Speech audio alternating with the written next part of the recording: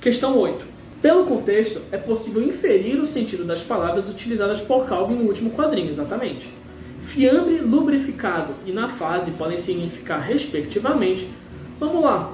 Você não acha isso muito fiambre? Ele explica antes aqui a ideia dele com uma sensação de orgulho, claramente. Olha a expressão facial dele. Ele sabe o que ele está fazendo, ele sabe que o que ele está fazendo é engraçado, é legal. Então, fiambre deve ter um sentido assim, de interessante, divertido, marcante, chato. Essa aqui a gente já pode tirar. Isso não é chato, não faz sentido pelo contexto.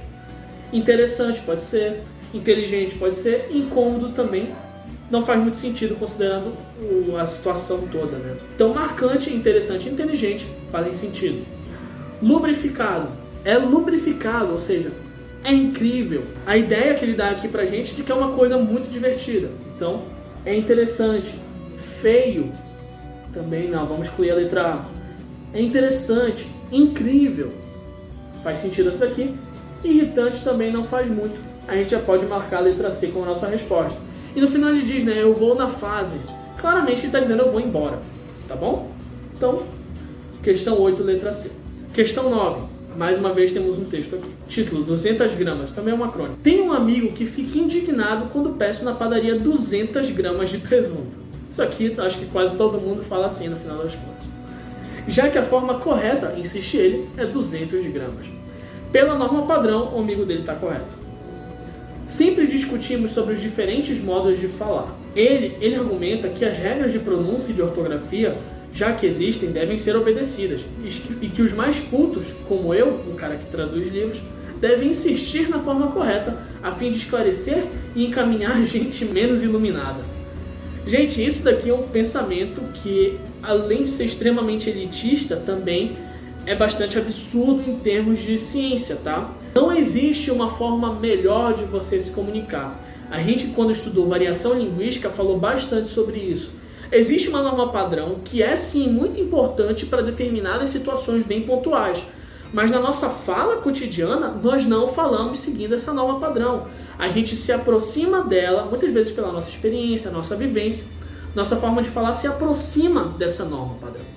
Mas ela não segue completamente ela, tá bom? Existem formas da norma padrão que muita gente, inclusive, desconhece.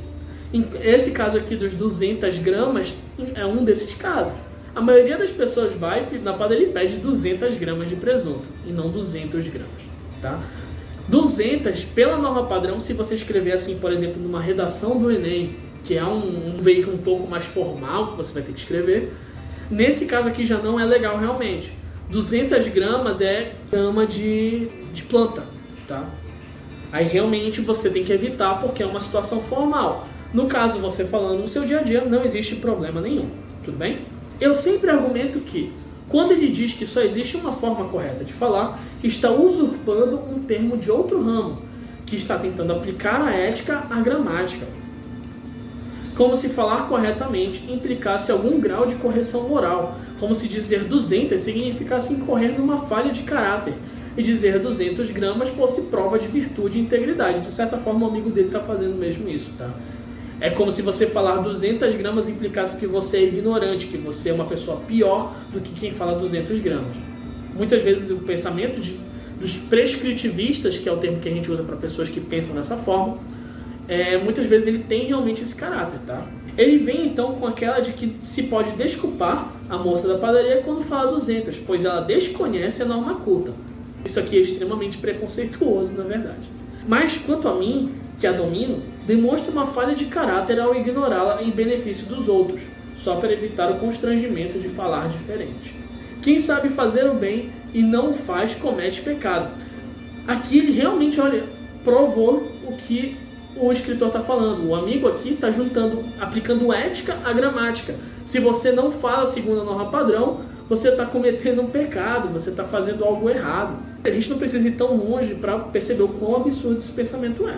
Eu reconheço sim que falo de forma diferente dependendo de quem seja meu interlocutor. E você também, aluno, deve fazer exatamente a mesma coisa. Às vezes, uso deliberadamente formas como temo ou vou ir. Pelo mesmo motivo, todas as gírias e dialetos locais me interessam. Não que, por exemplo, a decisão de dizer 200 gramas seja consciente, uma premeditação em favor da inclusão social. É que, algumas vezes, a coisa certa a se fazer, sobretudo na linguagem falada, é ignorar a norma ou pervertê-la.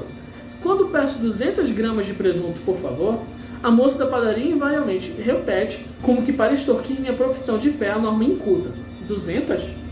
200, confirmo eu, já meio arrependido, mas caindo ainda assim em tentação. Aqui no caso ele brinca, né, que é como se a moça da padaria conhecesse talvez melhor do que ele a norma padrão. Aí ela meio que, 200, você tem certeza que está falando assim, me pedindo assim? Mostrando também pra gente que o preconceito daquele amigo dele é extremamente infundado. Quando ele argumenta de que a moça da padaria desconhece a norma culta. Não se pode afirmar isso com certeza em momento algum, tá? Algumas pessoas de fato desconhecem, mas outras não. A profissão não define isso. Agora, assinale a alternativa incorreta. Letra A. Em situações formais de interação verbal e interlocução, é recomendável que seja utilizada a linguagem culta, norma padrão da língua portuguesa. Gente, isso está correto. Por quê? Porque são em situações formais de interação. Aí você tende a falar de uma forma que se aproxima um pouco mais da norma padrão, tudo bem? No caso, você está apresentando um trabalho, você está numa entrevista de emprego, são situações em que isso aqui vai se enquadrar. Letra B. Mesmo dominando a linguagem culta, a norma padrão, os usuários das línguas devem selecionar os níveis de linguagem considerando o contexto discursivo e o nível de formalidade entre os interlocutores. Isso também está corretíssimo. No caso, o que ele está dizendo aqui é que dependendo de onde você está, você vai selecionar a forma mais própria de falar. Se eu estou numa conversa informal com um amigo meu no WhatsApp, eu não preciso escrever seguindo totalmente a norma padrão. Não existe problema nenhum de eu escrever uma abreviação. Casa com K, SA, VC e assim por diante. Letra C. A linguagem coloquial é empregada em situações informais, com os amigos, familiares, em ambientes ou situações em que o uso da norma culta da nossa língua possa ser dispensado. Isso também está corretíssimo, porque linguagem coloquial, a linguagem informal, a linguagem do dia a dia, ok? Que você conversa com seus amigos. Letra D. A linguagem coloquial é mais utilizada oralmente e, pelo fato de ser utilizada em nosso dia a dia, não requer a perfeição em termos gramaticais. Perfeitamente. A linguagem coloquial tem o objetivo de ser rápida, de você comunicar a ideia que você quer. Pronto. Ok? A existência de diferentes níveis de linguagem não significa que podemos utilizar sempre a linguagem coloquial, já que sempre prevalecerá a língua padrão em quaisquer situações comunicativas.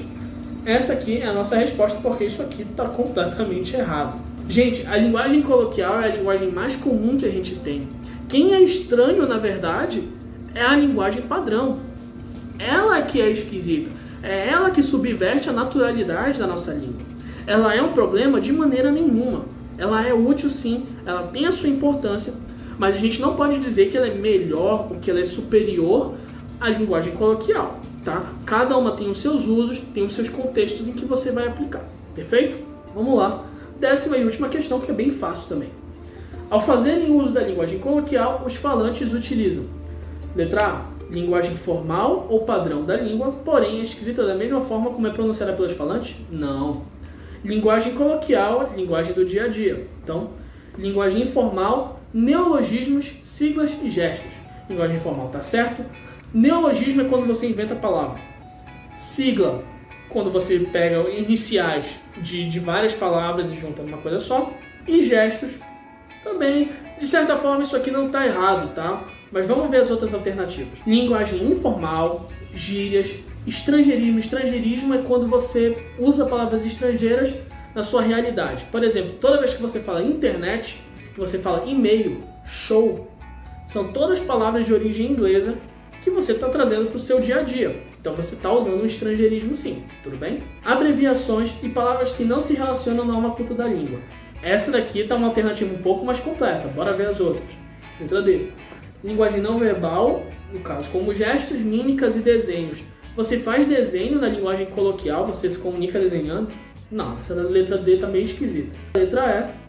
Linguagem verbal e escrita a partir de siglas e abreviações. Isso aqui não é linguagem coloquial, tá? Linguagem verbal e escrita a partir de siglas e abreviações também não faz muito sentido. Justamente porque não só siglas e abreviações podem aparecer na linguagem coloquial, tá? outras coisas podem aparecer também. No caso, a resposta mais completa pra gente é a letra C. Pessoal, assim então a gente encerra a nossa correção. Se ficou alguma dúvida, volta aqui no vídeo, assiste de novo alguma parte. Se não entendeu, por favor, deixa aqui nos comentários que na medida do possível eu vou responder. Tudo bem, gente? É isso aí. Até mais.